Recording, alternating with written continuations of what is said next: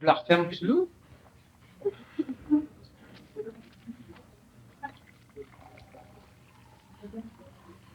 Eh bien, on commence. Fait que si notre prénom ne nous convient pas, est-ce une bonne chose de changer de prénom complètement? Si un soulier ne nous convient pas,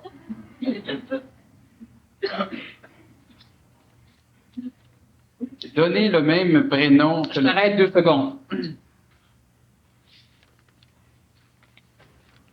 Quand on veut changer de prénom, la meilleure chose, c'est aussi de changer d'entourage. Mais on ne peut pas changer d'entourage. Donc, il faut obliger l'entourage à accepter notre nouveau prénom. Ça, c'est pas facile. Parce que la clé que l'entourage se sert pour manipuler l'humain sont pas prêts à se l'avoir ôté. Or, on va ridiculiser votre idée. On va vous suggérer de plus jamais venir ici. Pour la simple raison que la clé qu'ils ont, la perdent. Vous allez leur en donner une nouvelle, mais vous allez former le moule à votre guise. Donc, cette nouvelle clé ne pourra pas vous manipuler autant. Il faut faire attention, lorsque normalement on change de nom ou de prénom, les gens essaient de racoler notre ancien égrégore à cette nouvelle clé, et on doit absolument les en empêcher. Ça veut dire quoi? Ça veut dire qu'on ne doit plus, si on change de prénom, cela veut dire que quelque chose chez nous n'est plus en accord vibratoire avec la personnalité de l'ancien nom. Donc, on change nous aussi. C'est comme lorsqu'une personne finit par se sentir tellement mal dans sa mode, dans son vieux linge, qu'elle le jette puis qu'elle s'achète quelque chose de neuf. On appelle ça un nouveau look, une nouvelle expression, un nouvel onde de forme. Et là, elle se sent mieux. Et là, les autres, qu'est-ce qu'ils disent? Tiens, t'as fait couper les cheveux? T'as changé de soulier? Hey, t'as un nouveau corps? Pauvre humain. Lorsqu'on change de prénom en plus, ça devient compliqué pour ceux qui ne comprennent pas tout à fait ce qui se passe. Ils vont le vibrer. Alors, si on change de prénom, on doit avertir les gens qu'on a 2 noms dans notre nom de baptême, celui que vous connaissez, puis l'autre. Puis là, je pense qu'on va utiliser l'autre. Ça se digère mieux. Quand un soulier nous va mal, on change de soulier. Quand le prénom nous fait mal, on change de prénom. Parce que c'est comme si, à chaque fois qu'on prononçait votre prénom, vous aviez l'impression qu'on appelle quelqu'un d'autre, puis que c'est vous qui devez y aller. Il y en a qui savent très bien ce que je veux dire. Alors on change. Et on essaye de prendre un prénom plutôt neuf ou un prénom qui nous vibre bien. Pas un prénom au niveau égrégore. Dites-vous pas Jean-Paul II.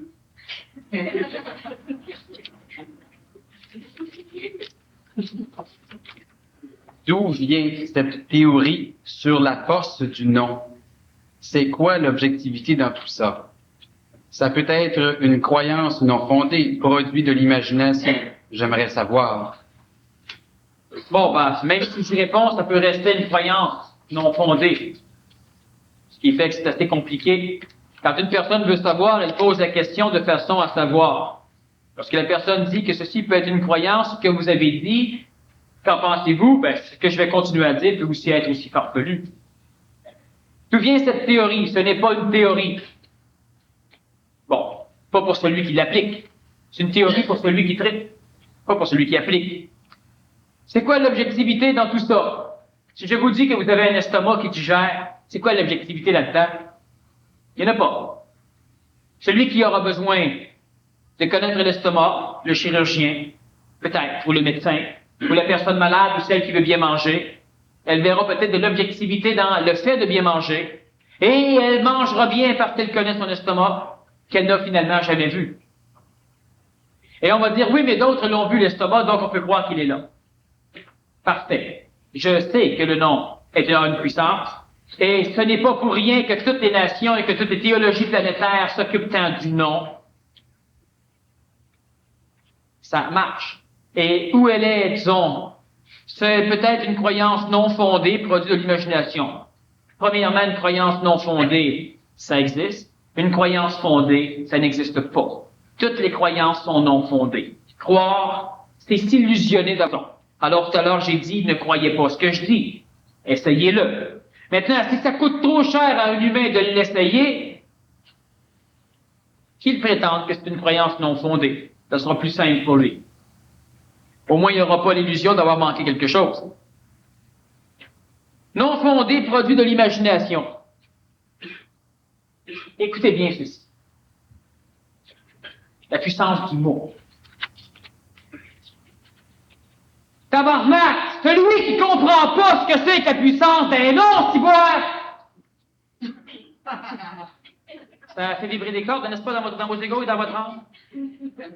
Pas à cause de l'intonation, j'ai déjà parlé comme ça aussi. Sauf que je mettais pas certains mots. Ces mots-là ne sont...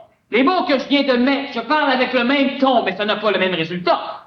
Les mots que j'ai mis sont des mots qui, attachés à l'égrégore relié à vos noms, sont des mots interdits, sauf lorsque vous devez nourrir cet égrégore. Et chaque fois qu'un être humain emploie les mots sacrés, sans nourrir l'égrégore, il se sert de l'égrégore, et c'est pourquoi on interdit le blasphème dans toutes les religions. Je mets le calice dans le tabarnak. Un prêtre peut le dire. Il nourrit l'égrégore. Quelqu'un qui dit tabarnak, qui me tombe ses nerfs. Il nourrit pas l'égrégore. Il s'en sert pour prendre de l'énergie pour traumatiser l'autre. Alors le prêtre l'interdit parce que ça détruit une partie de ce ciel. Si en plus on prend votre nom, rencontrez ceux qui sont policiers. Je vais vous donner un exemple. Un jour, j'étais tout petit, n'est-ce pas? Et j'étais petit, tapette, tout ce que vous voudrez. Et puis à un moment donné, il y a une gang de grands zouaves qui viennent me ramasser et qui m'écrasent une clôture. Paraît qu'ils m'aimaient pas la face. Mais je peux pas faire grand-chose. Mais il s'était offert à m'arranger la face. Et puis, il y en a un des deux, juste avant qu'ils viennent me pincer, je l'avais entendu parler, puis il y en a un qui s'appelait Paul. Celui qui m'écrase sur la clôture s'appelle Paul. Alors je regarde dans les yeux, je lui dis, Paul, je t'ai rien fait. Mais Paul n'a pas pu rien me faire non plus. Il a même expliqué à sa gang que j'étais trop petit, puis tout ça, là, puis qu'on l'a laissé en paix, là, puis ils sont partis. Et pas avoir eu le temps d'entendre son nom, je me serais fait arranger la face. J'aurais un autre look aujourd'hui, peut-être. J'ai regardé le gars, simplement, et puis j'ai dit, Paul, je t'ai rien fait. Émotivement. D'ailleurs, je tremblais. C'était facile de faire ça émotivement. Puis Paul a senti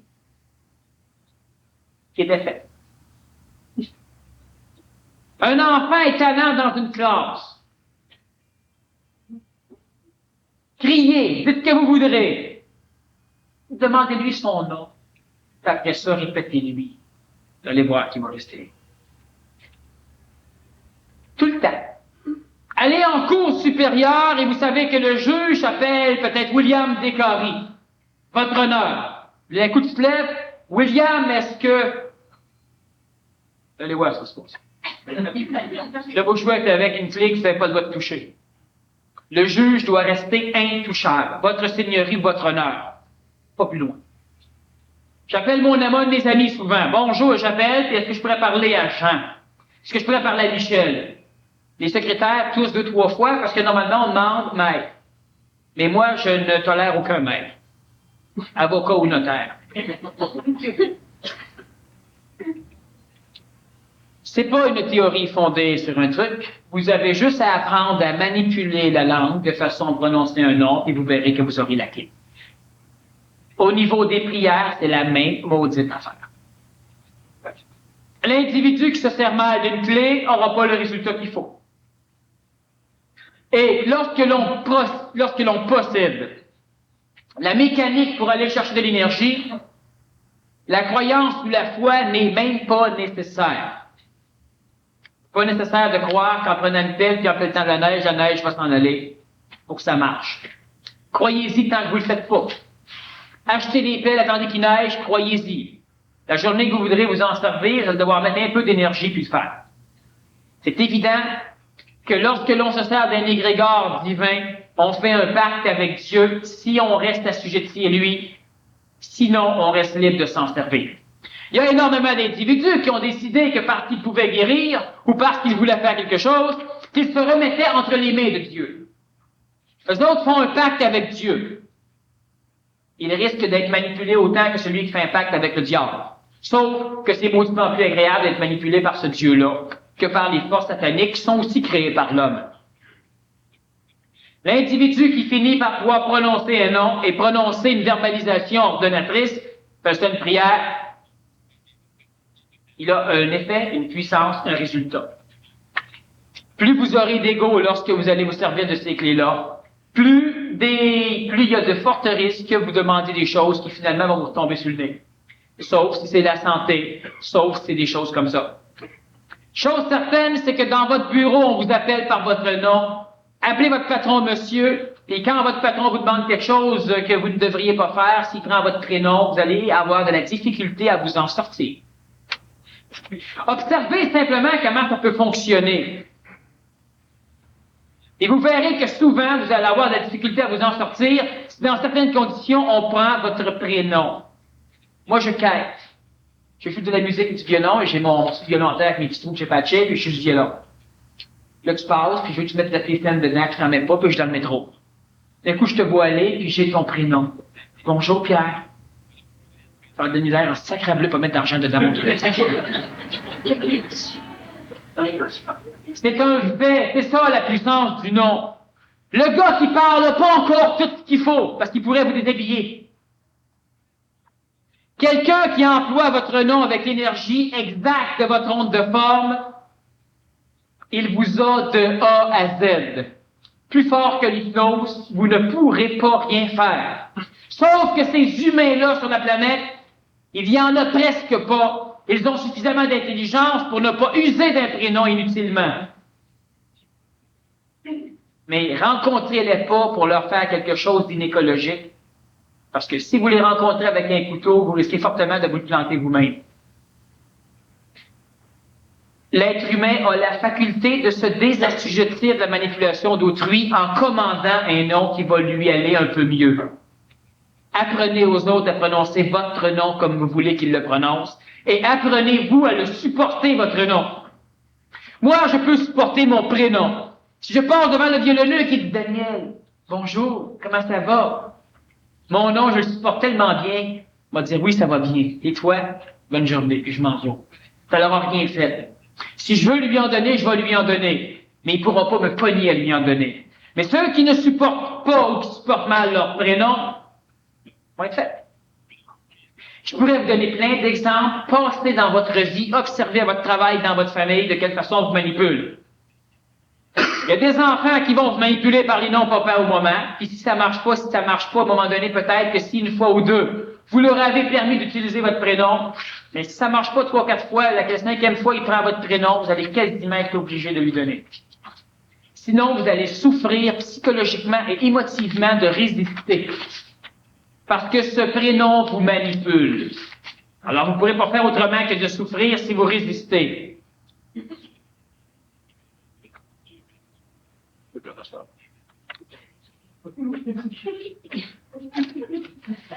Hey, ça va bien à soir? Il veut 5 piastres. Tu ramènes le champ? Oh.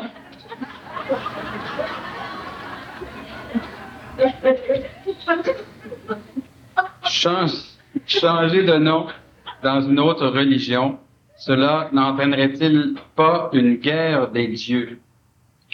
Je connais une amie malade du dos depuis qu'elle a adhéré à une autre religion et changé de nom. Se pourrait-il qu'il y ait un rapport de force entre les égrégores?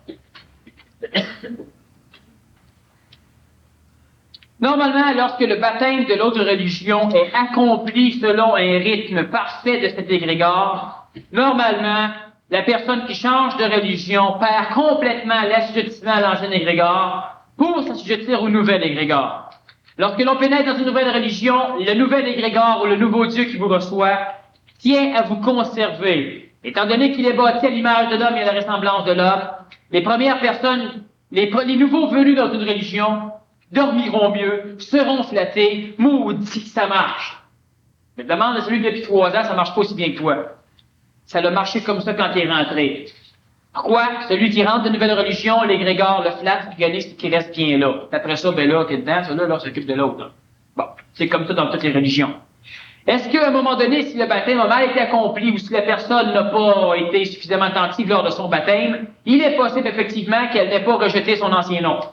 Nécessairement, elle devient assujettie à un double nom. Un peu comme les Jean-Pierre, les Marie-Madeleine et ces choses-là. Elle prononce peut-être seulement un nom, et possiblement qu'au fin fond d'elle, l'autre nom est toujours là. Elle n'a pas su l'effacer. Alors, effectivement, ça peut engendrer une guerre de Dieu à l'intérieur d'un disciple qui est assujetti à 2 religions. Il y a des personnes qui appellent cela à être pragmatique, à être cartésien, à être objectif. Et lorsque la personne pose la question, est-ce que cette guerre des dieux peut engendrer le mal de dos? Certains vont rire. Pendant longtemps, les gens riaient lorsqu'on disait la nervosité peut engendrer l'ulcère à l'estomac. C'est rien de plus comique que ça. Sauf que maintenant, on sait que c'est vrai. Plusieurs riaient de dire que le stress pouvait envoyer une personne à la dépression, l'empêcher de dormir, créer de l'hypertension, de l'hypotension, engendrer le diabète et faire un paquet d'autres choses.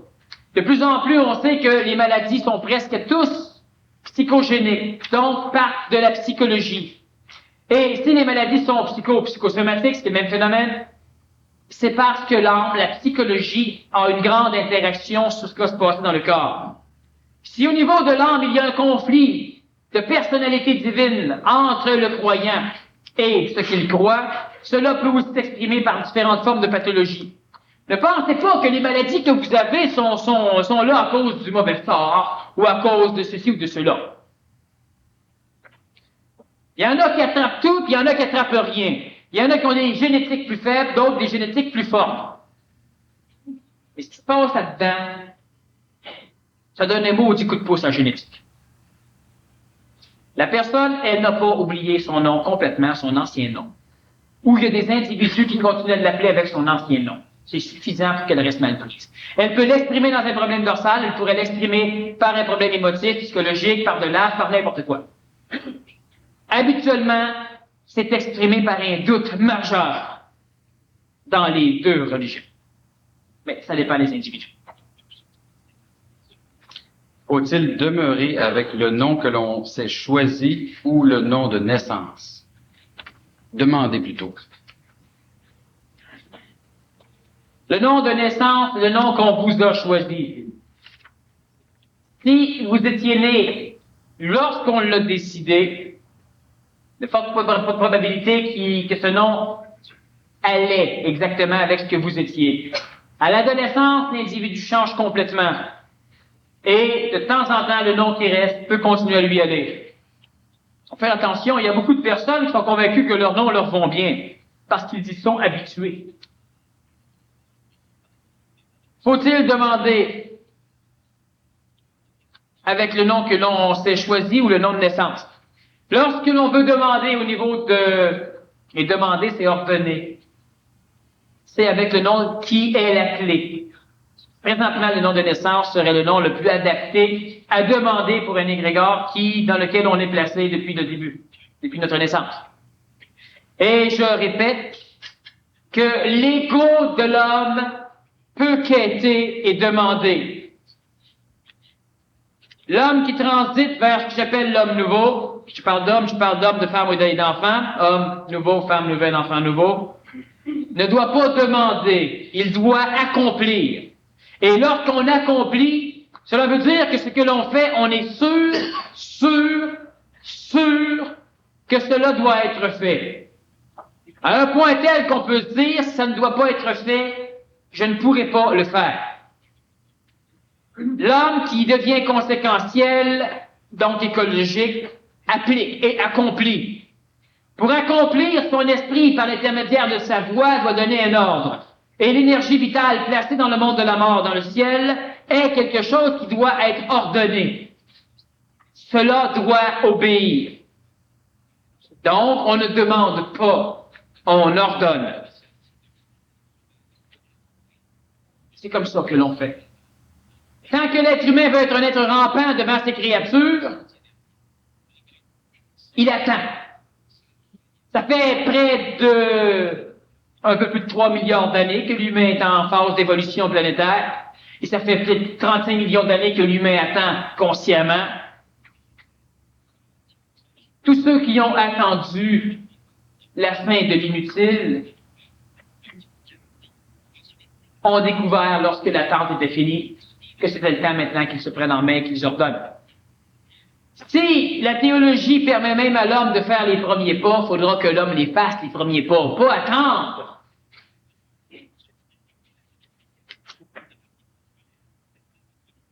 L'être humain qui attend aura sa réponse. L'être humain qui demande aura sa réponse avant. Puis l'être humain qui prend aura sa réponse tout de suite. Qu'est-ce que ça veut dire pour ceux qui ont des oreilles? Demande et fais comme si tu l'avais déjà. Une drôle de demande. Tu me donnes 5 piastres? Merci. Il faut bien de me le donner, hein? J'ai dit, je remercie. C'est un ordre bien camouflé. Comme quand vous dites à quelqu'un, peux-tu me mettre de l'eau, s'il vous plaît? S'il vous plaît veut dire si ça te tente. Mais il n'est pas question que ça y tente ou non. J'ai dit, s'il vous plaît. Ça, c'est un ordre. N'est-ce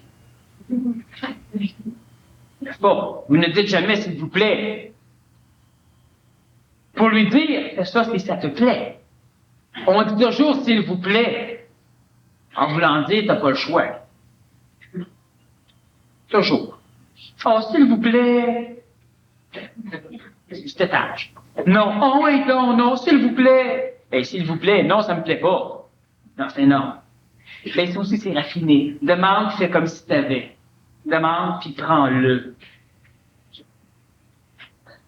Je le demande pas, je le prends.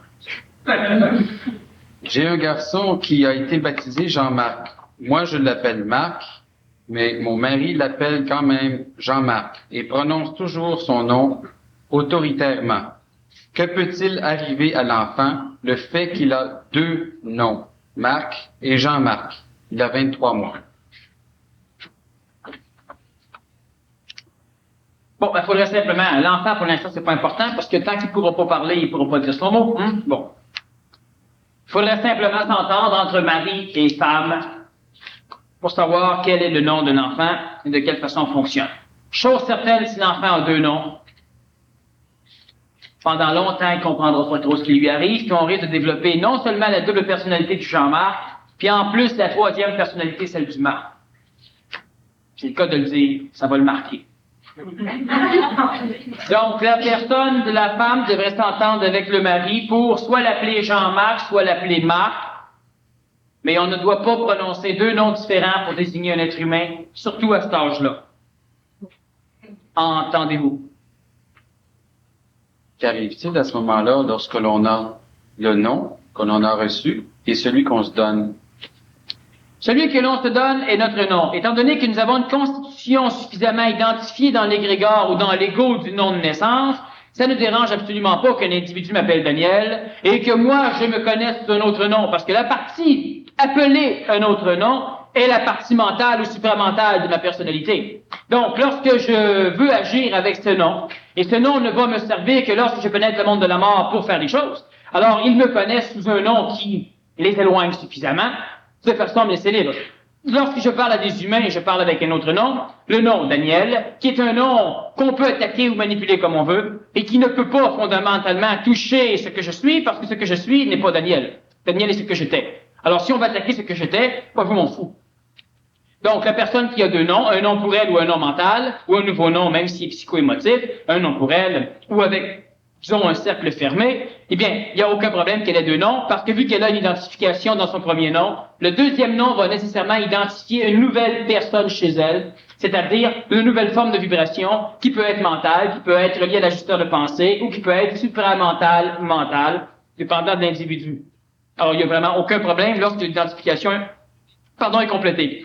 Sauf que Jean-Marc, son âme est encore en constitution. Jusqu'à l'adolescence, il recevra des personnalités réincarnationnelles. Et le fait de l'appeler Jean-Marc attire des mémoires, disons, de type Jean-Marc dans cet enfant, mélangé évidemment avec les probabilités ou avec les possibilités qui existent au-dessus de l'enfant. Et ça, c'est déterminé par la mobilisation des paliers mobiles du monde de la mort, qui sont attirés par les astres, parce que la théorie de certains astres attire et bouge ces paliers, parce que les astres n'influencent pas l'homme, mais ça influence les paliers du monde de la mort, qui servent à recréer un âme, donc assujettit l'enfant à la position de ces paliers mobiles, qu'on peut déterminer un peu par la position des astres.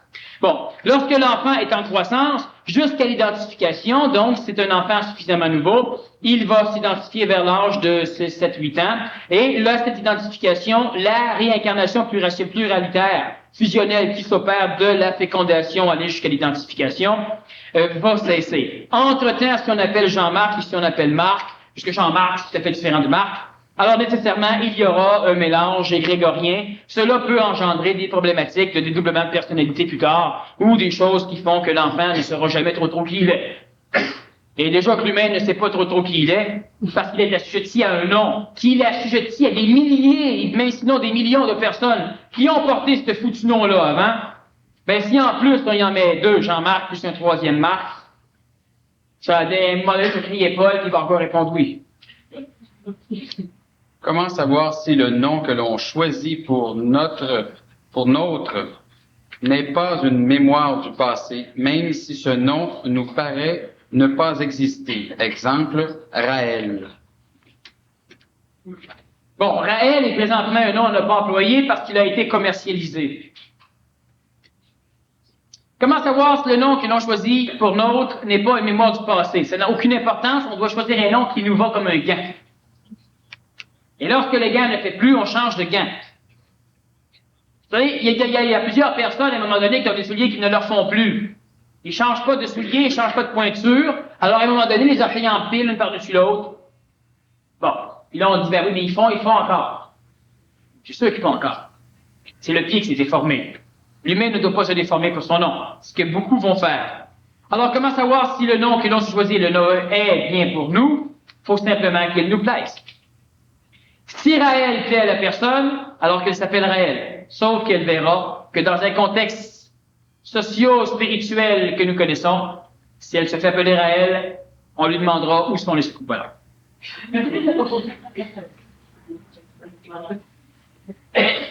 Sachez une chose, le nom Raël peut aller à une personne. Il y a une autre forme phonique qui peut donner la même vibration, mais ça ne se prononcera pas Raël. Donc, la personne devrait plutôt attendre ou chercher d'avoir une vibration qui lui va d'un nom qui est potable et pas trop commercial. L'individu, le problème qu'il a, c'est qu'il est tellement pas son seul maître qu'il aura de la difficulté à se trouver un autre nom. Et il aura tendance à poser des questions. Comment faire pour se trouver un autre nom? Comment savoir si le nom qu'on a trouvé nous va? Comment ceci, comment cela? Une réponse. Vous le saurez. Et ne demandez pas à quelqu'un si ça vous va. Parce que vous tarissez déjà votre clé. Elle sera collective. Vous devez le savoir, vous devez décider, et lorsque vous aurez décidé, cela devra être décidé. Change de nom, tu dis aux gens, première question, qu'est-ce qui te prend? Expliquez-leur pas toute la théorie. Dites-leur simplement que ton nom, je l'aime plus. Rien à faire, toute fois qu'on le prononce, tu penses même pas qu'on te parle à toi. Fait que tu changes de nom, celui-là, il te plaît. Ça va passer. Puis, pendant longtemps, les individus vont mélanger les deux noms. Et vous devez les corriger. Être patient. Les corriger. Ça passe. Mais vous devez être sûr. Remarquez une chose. Si la théorie est farfelue, vous aurez de la facilité à changer de nom. Tout le monde. Et si vous n'arrivez pas à changer de nom facilement, c'est que la théorie est vraie. Le nom est une clé. Elle vous colle au derrière, elle ne pourra pas vous quitter comme ça. Qu'en est-il pour ceux qui ne sont pas baptisés? À quel égrégore sont-ils reliés? S'ils ont reçu un nom qui a été accrédité par des autorités légales, ils sont baptisés à l'égrégore, sont reliés à l'égrégore social, la nation. S'ils ont un nom qui a déjà existé, ils sont nécessairement reliés, mais beaucoup plus faiblement, à l'égrégore à qui appartient ce nom. Il y a des individus qui sont beaucoup plus libres que d'autres. Mais la question du baptême faisait tout à l'heure référence à la cérémoniale. Mais moi, j'ai bien spécifié le baptême, j'entendais par là nommer. À l'instant où on nomme quelqu'un ou on nomme une chose, on l'assujettit. On la possède un peu. Vous rencontrez un animal que vous connaissez pas. Un oiseau sur une branche. Un merlin. Un merle, une hirondelle. Ah, c'est une hirondelle? Ah! Quand on en vois une, au gars, une hirondelle, tu la possèdes un peu plus. Parce que tu as un nom à mettre dessus. Le nom, qu'en est-il de ceux qui sont baptisés, qui ne sont pas baptisés? Il faut simplement voir de quelle façon le nom leur a été donné, à quel égrégore ce nom-là peut se rapporter. Il y a même des livres qui existent. La signification du nom. Comment choisir un nom pour son enfant? Ces livres-là, achetez-les une fois que vous aurez trouvé un nom. Choisissez pas un nom avec ça. Un petit peu, là, brillant, intelligent, là, c'est comme ça. Non. Ça va peut-être altérer un peu l'enfant, mais pas suffisamment pour le rendre ce qui est écrit dans le livre. C'est important. Alors, la personne qui n'a pas été baptisée, elle est reliée à un certain égrégore. Ça peut être un égrégore familial, ça peut être un égrégore religieux, ça peut être un égrégore de société ésotérique, ça peut être un égrégore national. Elle a à vérifier. Chose certaine, elle est quand même plus libre. Mais les autres ont une clé émotive pour la manipuler. À un moment donné, elle devra quand même se construire un nom dans un milieu où elle voudra fonctionner sur un autre niveau. Je répète que ce serait mauditement brillant que dans la famille, il y ait un nom et qu'à l'extérieur, il y ait un autre nom. Ça ne peut peut-être pas se faire présentement dans les cadres actuels de la majorité des familles. S'il y aurait une famille qui voudrait essayer et qui arriverait à faire cela suffisamment sérieusement, elle verrait que seulement après un mois, tout le cadre de la famille aurait changé. La famille commencerait à être plus naturelle, plus elle. Elle aurait moins de tendance à s'assujettir à que vont dire les autres. Elle se sentirait bien entre elles. Cela crée une espèce de petit clan. C'est normal parce qu'avec un nom typique à la famille, on engendre l'égrégore familial individuel dans lequel les psychologies vont se sentir plus à l'aise que dans le gros égrégore collectif extérieur. Mais l'individu doit quand même savoir qu'un jour, il devra avoir un nom à lui qui devra le désassujettir des égrégores, quel que soit l'égrégore, de façon à ce qu'il finisse par devenir son seul maître. Une famille aimerait tenter l'expérience. Elle verrait que de la théorie à la pratique, il ne faut pas grand-chose. Juste le faire sérieusement, sans se prendre au sérieux. Selon les kabbalistes, le tétragramme sacré Yod-Hi-Wa-Hi-Yahvé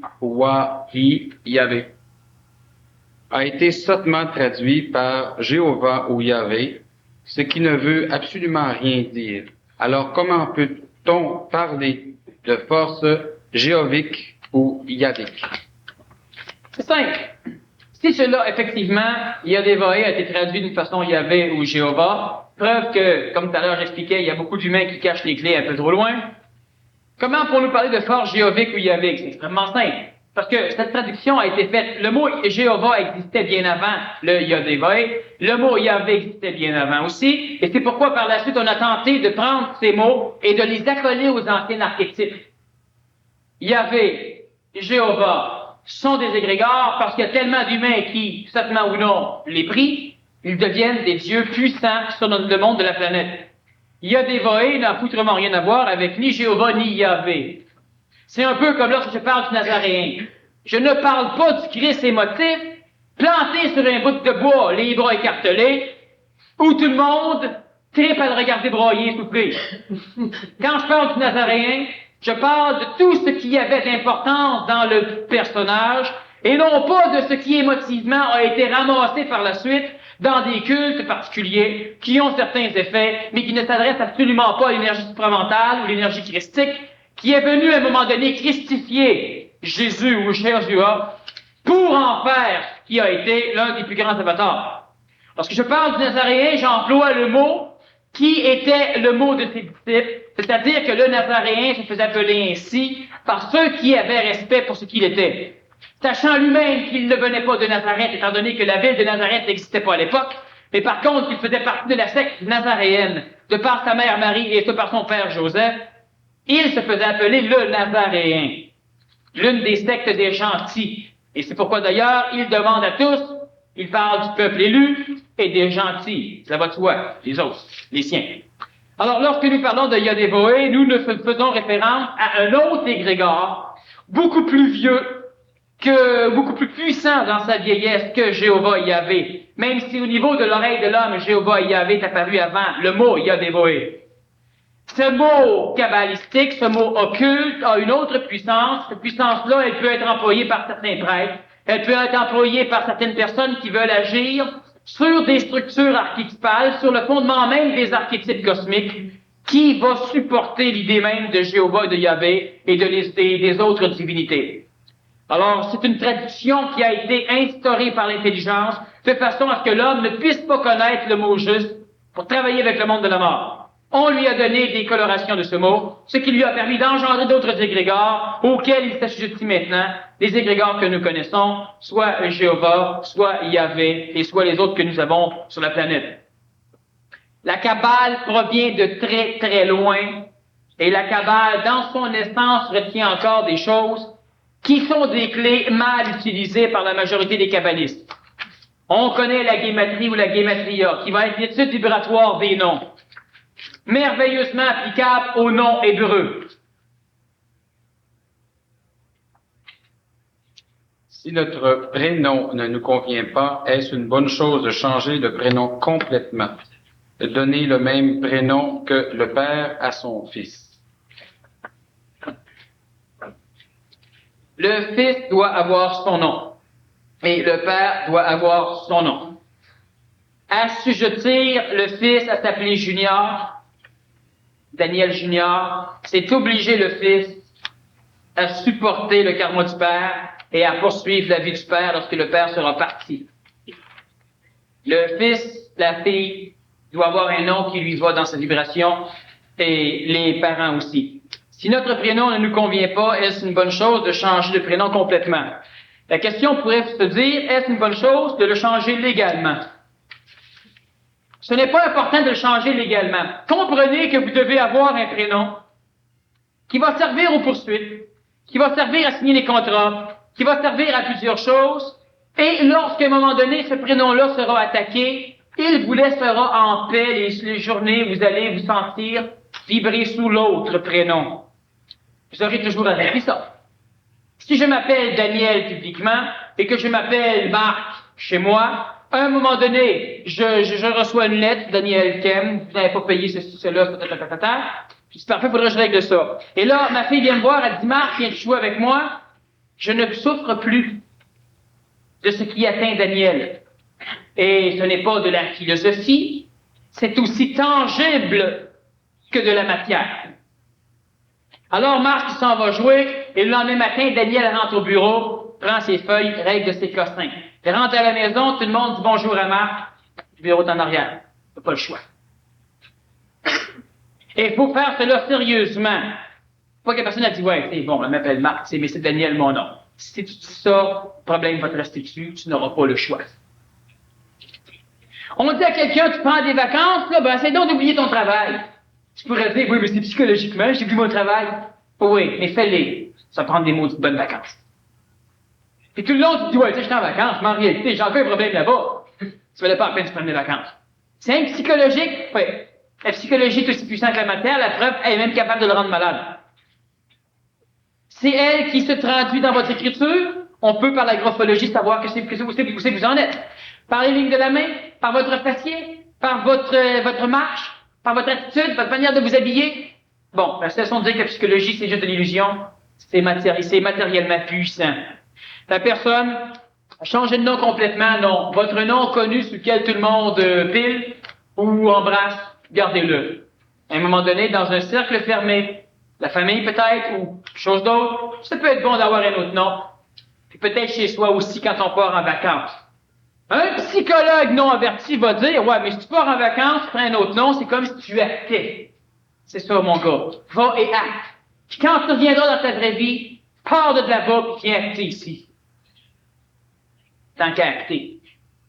Fait que t'acteras le gars qui souffre, t'acteras le gars qui est heureux. Chose certaine, quand tu vas acter le gars qui va être heureux, puis que tu le feras sérieusement, tu te rendras compte que t'actes pas.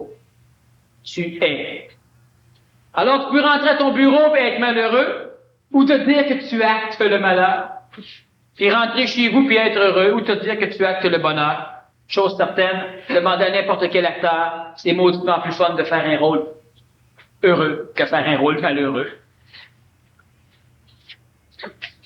Vous avez dit dans la première partie qu'Hitler avait fait une guerre sainte. En quoi l'Holocauste des Juifs fut-il nécessaire à l'évolution de la conscience supramentale au Québec? Adolf Hitler avait créé 3 sociétés secrètes, la Gestapo, la SS, la Wehrmacht. Adolf Hitler avait comme idée de faire en sorte que la race aryenne revienne sur la planète Terre, les hommes grands, blancs, blonds, aux yeux bleus. Cette race aryenne est la race indo-européenne. Il a fait quelques erreurs de lignée. La sienne, elle provient de Zarathustra et elle n'est pas aryenne. Donc, ça servait à rien. Adolf Hitler avait comme idée matrice de conquérir l'Hyperborée. L'Hyperborée, le Canada, le Québec. Et de mettre son siège social, le siège de nouvelle race, là. L'Hyperborée s'est encore trompé, fait partie de la 2e terre de surface. Le Québec ésotérique, le bouclier canadien, la première terre de surface, c'est là que l'humanité a commencé à germer. L'Hyperborée contenait à l'époque le Groenland, l'Islande, la Norvège et une partie du Labrador et de Terre-Neuve. Donc, il a encore une fois visé de la glace. Il se trouve... Bon, il y a des raisons relativement ésotériques pour l'Holocauste juif. Je vais le limiter un petit peu parce que, bon, ça peut être un peu, disons, traumatisant pour certaines personnes à un moment donné de l'entendre. Oui, ça commence.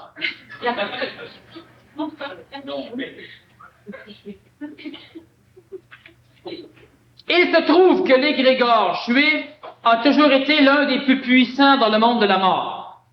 Tellement puissant que lorsque l'énergie supramentale descend sur le plan planétaire, pardon, j'en dirais pas drôle, il ne peut faire autrement que de pénétrer l'égrégore juif et descendre dans un juif. Alors, lorsque l'énergie christique pour la première fois est descendue, elle est parvenue sur la terre par le biais d'un juif, le Nazaréen. L'énergie supramentale doit revenir maintenant, mais dans d'autres égrégores que l'égrégore juif. Celui-ci est tellement puissant que nécessairement l'intelligence doit d'orchestrer la dissolution quelque peu sensible de l'égrégore religieux juif. Alors, demandez aux Juifs de cesser de croire et de cesser de prier pour que l'égrégore s'affaiblisse n'aurait pas fonctionné. Donc, un Reich, comme le 3e Reich, avec une idée inconsciente et folle chez la race aryenne, celle de purifier la race planétaire et d'éliminer la race juive parce que finalement, c'est la seule qui fait travailler, qui exploite, etc. Adolf Hitler avait une idée absolument saugrenue du peuple juif, mais c'était suffisamment parfait dans sa tête pour qu'il en vienne à l'idée que le premier peuple à exterminer était la race juive. Exterminant les Juifs massivement, il éliminait de l'expérience de la planète des Juifs pour prier. Lorsque l'Holocauste a été suffisamment avancé, que l'égrégore juif a commencé à s'affaiblir, la conscience supramentale est descendue premièrement dans le coin de Pondichéry, où Robin II était là pour la recueillir convenablement avec mère. Deuxièmement, cela a finalisé des choses au niveau de Krishnamurti, les seuls Aryens qui pouvaient recevoir. Et par la suite, cela a pu s'étendre à l'échelle de la planète pour préparer la venue de d'autres personnages qui auraient un contact primaire avec l'esprit ou l'intelligence supramentale d'une autre religion ou d'un autre attrait égrégorien que l'attrait juif. À l'instant où l'égrégore juif a été suffisamment altéré, nécessairement, la guerre devait cesser. J'ai déjà expliqué comment l'intelligence en était occupée. Il y avait les divisions blindées allemandes qui étaient proches de la Normandie. Il y a les Panzers. Le débarquement a été mopé, c'est absolument effarant. On a parachuté un tiers des hommes des mauvaises places. Il y a des bateaux qui ont débarqué leurs troupes sur les mauvaises côtes. Puis il a fallu qu'ils marchent jusqu'à 1 journée et demie pour venir où c'était le combat. Malgré cela, les Alliés ont gagné parce que les Panzers n'ont pas pu être mobilisés. Parce que ce soir-là et seulement ce soir-là, le Führer avait pris un cachet pour dormir et les Panzers ne pouvaient être déplacés que sous l'ordre extrême du Führer. Alors on a appelé le Führer et ça n'a rien donné. Le Führer dormait, les Panzers n'ont pas bougé, la guerre a été perdue. Il y a énormément de choses qui paraissent injustes et stupides parce que l'homme ne comprend pas l'intelligence des forces évolutionnaires sur la planète. Je suis tout à fait contre les holocaustes. D'ailleurs, il n'y en aura plus permis par un peuple. S'il y a des prochains holocaustes, ils se feront entre ces peuples-là même. Et ça ne se passera plus comme ça s'est passé. Mais où est l'intelligence? Ben là, l'intelligence. Il fallait absolument que l'énergie supplémentaire puisse être libérée de l'attraction de l'égrégore juif. Et la seule façon de le faire était d'empêcher l'alimentation de l'égrégore. Depuis ce temps, le peuple est plus perdu que jamais, même s'il a une tendance à vouloir se recréer, se restaurer. La meilleure façon de vivre heureux, c'est toujours l'assimilation. Et si on a raison de résister, on n'aura jamais de problème à résister. Si on a de la difficulté à résister, on devrait sans doute se faire assimiler. L'assimilation, je vais donner un autre exemple, juste pour faire comprendre ceci. Comment empêcher une troisième guerre mondiale? Si tous les peuples sont d'accord qu'on doit être communiste et inviter les Russes à venir nous coloniser, il n'y aura pas de troisième guerre mondiale. Et dans 10 ans d'ici, les Russes n'étant pas suffisamment nombreux sur la planète, c'est eux qui vont être assimilés. Oh, peut-être faire passer 10 ans communiste. Ça ne sera pas long que ce qui habite l'humain qui n'est pas communiste va assimiler les autres, puis ça va être réglé. Mais l'humain a trop peur de manquer son coup, puis il va préférer sans doute prendre des armes. Les choses seront ce qu'elles sont, et ce qu'elles seront. Vous avez parlé d'esprit et de supramental, de 3 niveaux. Ces niveaux sont sans doute au-dessus du divin et de l'astral. Pouvez-vous préciser? Oui. Imaginons, comme dirait Albert Einstein, lorsqu'il parle de choses que peu de gens peuvent trouver, imaginons une sphère qui s'appelle la création. Cette sphère, elle est finie, mais elle n'a pas de limite. Bon. Elle tient dans rien parce que le rien n'existe pas. Et dans cette sphère, il y a un point source central qui n'a pas de coordonnées spatio-temporelles. Donc, il est nulle part et partout. De ce point provient une énergie. Dans cette sphère, création, il y a des petites sphères. L'une de ces sphères, appelons-la super-univers. Dans ce super-univers, il y a d'autres sphères. Prenons-en une, appelons-la univers. Dans cet univers, il y a d'autres sphères.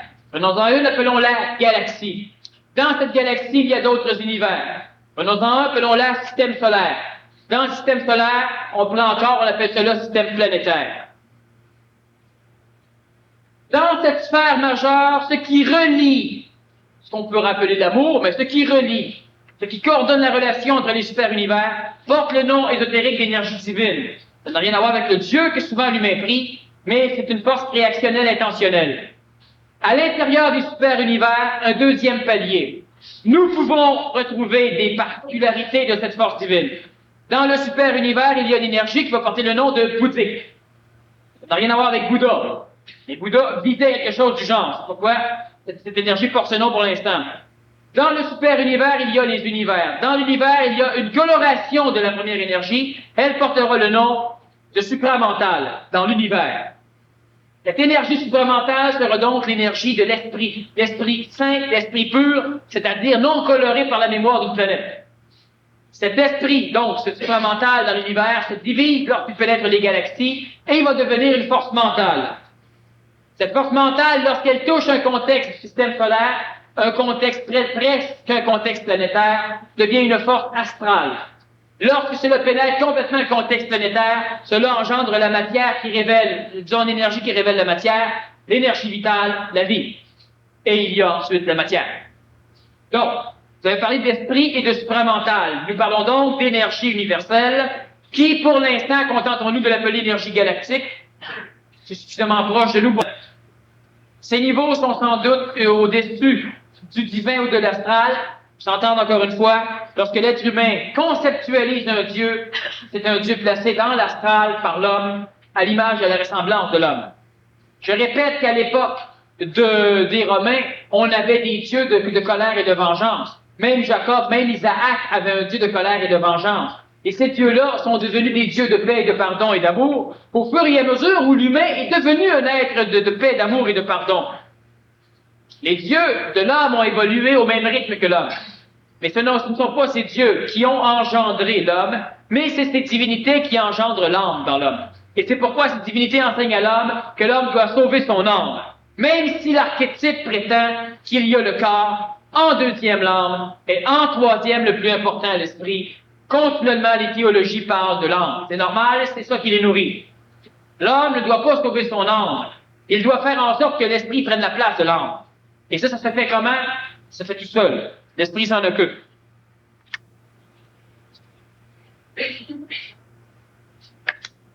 Est-ce que la troisième dimension, on ne sait jamais, est-ce que la troisième dimension, exemple, hologramme est un moyen que le monde de la mort utilise pour se rapprocher de nous ou entrer en contact direct avec nous? Et quelle est la fonction ésotérique des hologrammes? Une autre question. Bon, c'est extrêmement bien. C'est même absolument génial comme question. La personne qui la pose doit sans doute connaître la réponse. La réponse, c'est oui. Nos hologrammes ne sont pas suffisamment énergétiques encore pour remplacer l'ectoplasme nécessaire à la présence d'un phénomène fantomatique, d'un phénomène qui proviendrait du monde de la mort.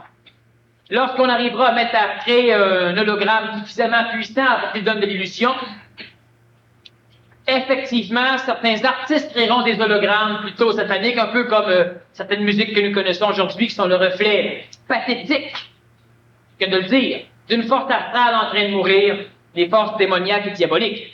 Parce que ces forces sont de plus en plus en train de s'en aller. C'est sûr qu'il y a un regain d'énergie de religion du diable aux États-Unis et sur certaines autres, dans d'autres régions. C'est normal, c'est des égrégores en train de mourir et se fendent de derrière pour ramasser de la nourriture. Mais c'est en train de s'en aller. L'hologramme va aussi servir un peu à complémentariser. Par contre, l'intelligence supramentale pourra aussi se servir de l'hologramme pour animer des choses. Mais effectivement, certains hologrammes, lorsqu'ils seront suffisamment énergétiquement exprimés, pourront remplacer certaines formes ectoplasmiques. Est-ce que le monde de la mort devient de plus en plus dense, réel, et seul l'homme nouveau pourra y survivre?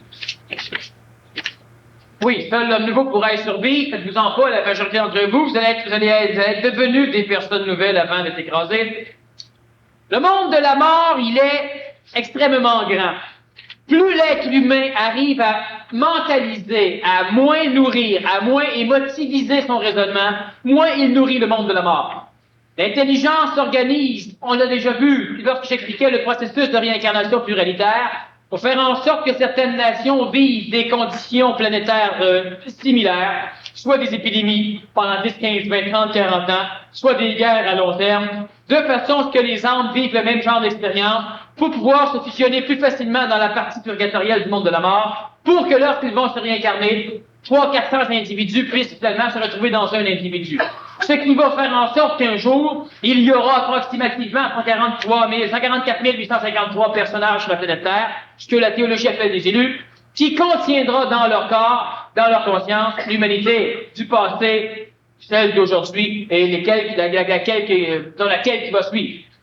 Lorsque nous parlons du monde de la mort qui se densifie, moins l'être humain tend à être émotif et de moins en moins l'être humain tend à l'être, de plus en plus le temps à l'être moins, parce qu'il veut légiférer sur sa vie. Le monde de la mort perd en densité, il s'oublie.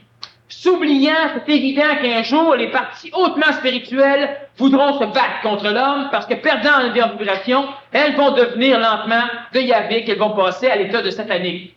Ce qui est à peu près normal dans toute forme de théologie. On connaît des individus qui un jour se sont reliés à un Dieu génial qui les aidait et finalement ils massacrent leurs femmes et leurs enfants au nom de leur Dieu. Ben, c'est ce qui arrive quand le Dieu perd en vibration. À un moment donné, le ciel va être tellement bas que l'homme nouveau, les personnes qui vont rester là, devront s'arranger pour le démolir. Donc, il va y avoir une guerre massive entre l'homme et les forces du ciel. L'homme sera aidé par les cieux, c'est-à-dire que l'homme sera relié à son esprit. Et ce monde de la mort sera tellement magané, il y a un jour va venir où certains individus voudront se suicider, pas les hommes nouveaux, les autres, et ils ne pourront pas mourir. C'est ce que Jean de Patmos dit dans l'Apocalypse lorsqu'il dit qu'un jour l'homme voudra mourir et il ne trouvera pas la mort. il ne trouvera pas le monde des morts. Alors son corps physique sera altéré, sera inutilisable. L'âme vivra dans le plan morontiel, on en a déjà parlé, on va revenir dessus sur ce phénomène, mais il ne pourra pas être digéré par ce que j'appelle la deuxième mort. Il ne pourra pas pénétrer le monde de la mort. Donc, il devra se réincarner du vivant dans quelqu'un de déjà solide, pouvant le recevoir. C'est des choses qu'on parle énormément au niveau du séminaire. Alors, c'est peut-être un petit peu trop, pas trop aller trop loin, là. Il y a de questions quand même. Est-ce que le monde de la mort devient de plus en plus dense? Oui. Réel? Oui. Et seul l'homme nouveau pourra y survivre? Oui. Mais il va récupérer ceux qui n'auront pas la constitution amique et physique pour pouvoir le supporter. De plus en plus, ça devient dense. C'est ce qui fait que la race aryenne parle du Kali Yuga, donc de l'âge de fer, là où le mal, Kali, le mal, l'âge du mal, et présentement, on est dans l'âge de fer de l'âge de fer, c'est-à-dire dans l'âge du mal de l'âge du mal. Donc, il risque fortement d'y avoir des densifications dangereuses que Jean de Patmos appelle Apocalypse et que Nostradamus appelle, vous verrez bien. 3 questions. Pourquoi Jean et Marc, 2 apôtres, ne s'aimaient-ils pas? Oh, ils s'aimaient. Est-ce qu'il y avait de la rivalité entre les apôtres du Christ et pourquoi? Ah, il y en avait, oui. Est-ce que Jean-Baptiste était un apôtre du Christ? Quand le Nazaréen est descendu dans l'eau, Jean-Baptiste l'a vu. La chicane a poigné. Et quand ça a été fini, Jean-Baptiste, Lars, Thané, a dit à 2 de ses disciples, suivez-le, c'est lui.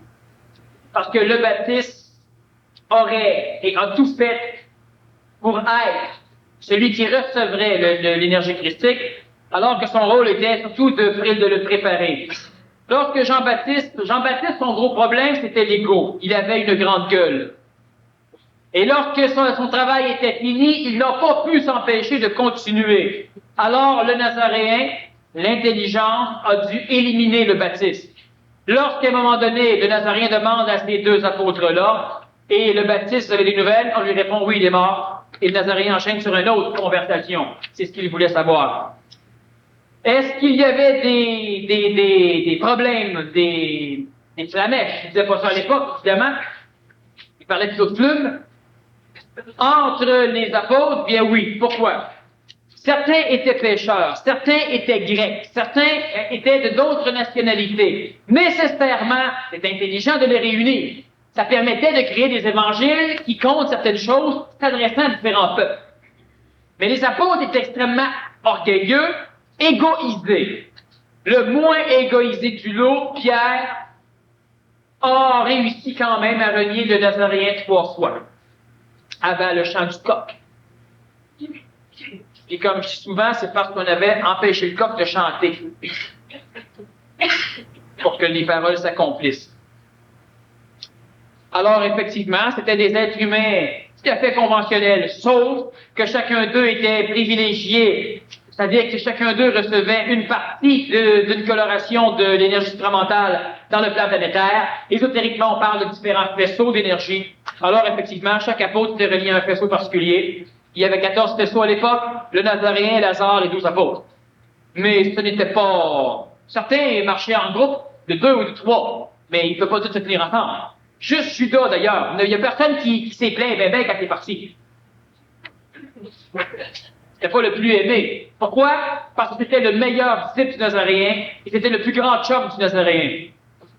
Malgré cela, il n'a pu s'empêcher de livrer le Nazaréen. Il a livré Melchisédek à la place et il a trahi le Nazaréen. Il fallait que le Nazaréen répare la gaffe et aille dire aux Romains que le Nazaréen c'était lui. Et là, c'est là que je jetais les spams. Alors, ça ne s'aimait pas comme... On voit des dessins des fois, là, sont tous là, là. C'était juste pour la peau. La semaine prochaine, on va parler justement de cette énergie supramentale qui peut permettre à l'homme de contrôler une force qui va être beaucoup plus puissante que ce qu'on a appelé, connu sous le nom de la pensée positive. La pensée positive, ça marche, mais pas souvent. C'est quelque chose d'autre qui marche, mais tout le temps. Par contre, ça demande des hommes et des femmes debout. Alors, on va se revoir la semaine prochaine, ceux qui s'intéressent. En attendant, ben, respirez par le nez. Merci beaucoup, Daniel.